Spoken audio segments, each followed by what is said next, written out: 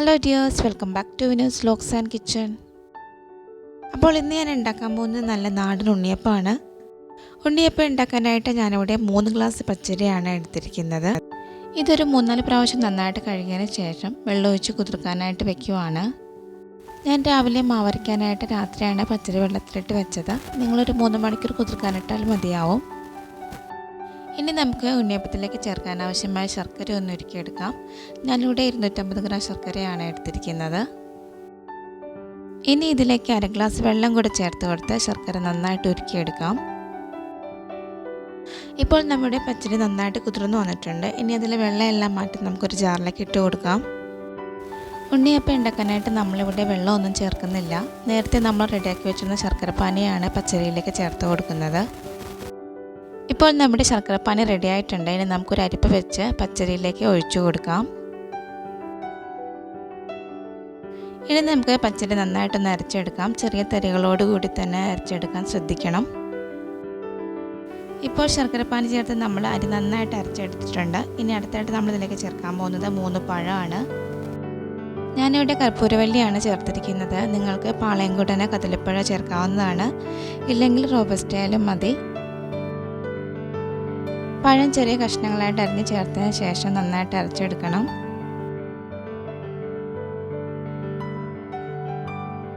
പഴം ചേർത്ത് നന്നായിട്ട് അരച്ചെടുത്തിട്ടുണ്ട്. ഇനി നമ്മളിതിലേക്ക് 3 സ്പൂൺ ഗോതമ്പ് പൊടിയാണ് ചേർത്ത് കൊടുക്കുന്നത്.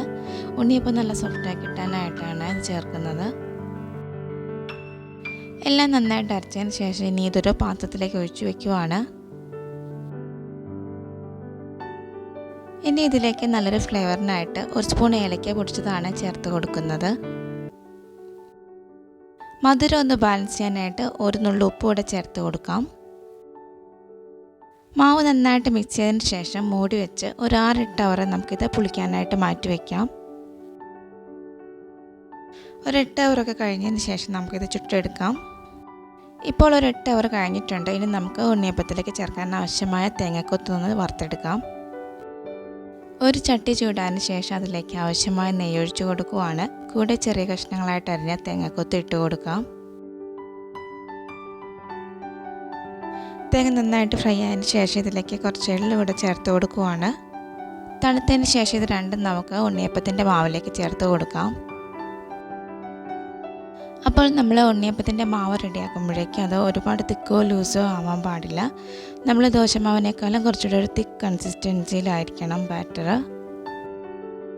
ഇനി തേങ്ങാക്കൊത്ത് വെള്ളം ചേർത്ത് നന്നായിട്ട് മിക്സ് ചെയ്തെടുക്കാം.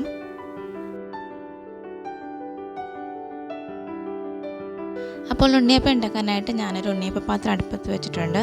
അത് നന്നായിട്ട് ചൂടായി വന്നതിന് ശേഷം നമുക്കതിലേക്ക് ആവശ്യമായ എണ്ണ ഒഴിച്ചു കൊടുക്കാം. ഇപ്പോൾ എണ്ണ നന്നായിട്ട് ചൂടായിട്ടുണ്ട്. ഇനി നമുക്കതിലേക്ക് മാവ് ഒഴിച്ചു കൊടുക്കാം. അപ്പോൾ നമ്മൾ മാവ് ഒഴിക്കുമ്പോൾ ശ്രദ്ധിക്കേണ്ട കാര്യം എന്താണെന്ന് വെച്ചാൽ കുഴിയുടെ പകുതി ഭാഗം വരെ മാത്രം മാവ് ഒഴിച്ചു കൊടുത്താൽ മതിയാവും. ഇല്ലെങ്കിൽ ഉണ്ണിയപ്പം പൊങ്ങി വരുമ്പോഴേക്കും തിരിച്ചിടാനൊക്കെ സമയമെടുക്കും. ഇതുപോലെ കുഴിയിൽ മാവ് നിറച്ചൊഴിച്ചു കൊടുത്താൽ അത് തിരിച്ചിട്ട് ഫ്രൈ ചെയ്യാനായിട്ട് സമയമെടുക്കും. ഉണ്ണിയപ്പം ഒരു ലോ ടു മീഡിയം ഫ്ലെയിമിൽ വെച്ച് ഫ്രൈ ചെയ്തെടുക്കണം. ഇപ്പോൾ ഉണ്ണിയപ്പത്തിൻ്റെ ഒരു ഭാഗം വെന്തിട്ടുണ്ട്. ഇനി നമുക്ക് തിരിച്ചിട്ട് കൊടുക്കാം. അപ്പോൾ നമ്മൾ ഉണ്ണിയപ്പം ഉണ്ടാക്കുമ്പോഴേക്കും ശ്രദ്ധിക്കേണ്ട 1-2 കാര്യങ്ങളാണ്. ഉണ്ണിയപ്പത്തിൻ്റെ ബാറ്റർ ഒരുപാട് തിക്കോ ലൂസോ ആവാൻ പാടില്ല. ഇപ്പോൾ നമ്മൾ ഉണ്ണിയപ്പം ഉണ്ടാക്കുന്ന സമയത്ത് മാവ് ഒരുപാട് തിക്കാണെങ്കിൽ കുറച്ച് ശർക്കരപ്പാനി ഒഴിച്ചു കൊടുത്ത് നമുക്ക് ജസ്റ്റ് ഒന്ന് ലൂസാക്കി എടുക്കണം. അഥവാ മാവ് ഒരുപാട് ലൂസാണെങ്കിൽ കുറച്ച് ഗോതമ്പ് പൊടി ചേർത്ത് കൊടുത്ത് ജസ്റ്റ് ഒന്ന് തിക്കാക്കി എടുക്കാം. പിന്നെ നമ്മൾ കുക്ക് ചെയ്യുമ്പോഴേക്കും മീഡിയം ടു ലോ ഫ്ലെയിമിൽ വെച്ച് കുക്ക് ചെയ്തെടുക്കണം. എന്നാലേ അതിൻ്റെ ഉൾഭാഗം കൂടെ വെന്ത് കിട്ടത്തുള്ളൂ. അപ്പോൾ നമ്മൾ ഈ ഒരു രീതിയിൽ ചെയ്ത് നോക്കിയാൽ വളരെ നന്നായിട്ട് നമുക്ക് ഉണ്ണിയപ്പം ഉണ്ടാക്കിയെടുക്കാൻ സാധിക്കും.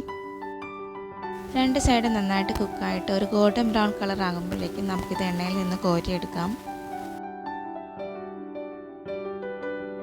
അപ്പോൾ നമ്മുടെ നല്ല നാടൻ ഉണ്ണിയപ്പം റെഡി ആയിട്ടുണ്ട്. കുട്ടികൾക്കൊക്കെ ഇഷ്ടപ്പെടുന്ന നല്ലൊരു റെസിപ്പിയാണ്. എല്ലാവരും ട്രൈ ചെയ്ത് നോക്കണം. അപ്പോൾ ഇന്നത്തെ വീഡിയോ എല്ലാ കൂട്ടുകാർക്കും ഇഷ്ടമായെന്ന് വിചാരിക്കുന്നു. വീഡിയോ ഇഷ്ടമായാൽ ലൈക്ക് ചെയ്യാനും കമൻറ്റ് ചെയ്യാനും മറക്കരുത്. ചാനൽ ആദ്യമായിട്ട് കാണുന്ന കൂട്ടുകാരുണ്ടെങ്കിൽ സബ്സ്ക്രൈബ് ചെയ്ത് സപ്പോർട്ട് ചെയ്യണം. വീണ്ടും പുതിയൊരു വീഡിയോ ആയിട്ട് കാണുന്നത് വരെ ബൈ. Thanks for watching.